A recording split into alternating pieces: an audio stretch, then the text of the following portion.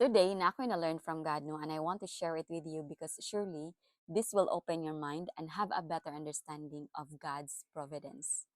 Kabantay mo anang naamoy grasya nga nadawat pero dili enough sa inyong mga bayron nun or sa inyong panginahanglan.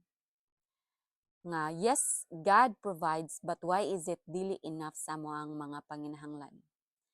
Now, if you're going to read Matthew chapter 14 verse 17 to 21, this is about the 5 loaves of bread and 2 fish nga gipakaon ni Jesus Christ for 5,000 people and naapay nabilin.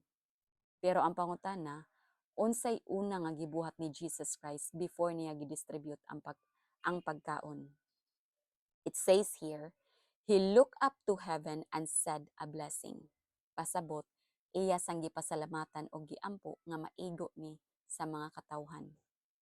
Now, pasabot ani is dili lang kita mag-ampo sa atong pagkaon before ta mokaon, but we also have to pray sa atong finances. The moment nga makadawat ta sa atong sweldo, makadawat ta og blessing from someone, bisag butang pa na, dapat ato nang i-pray.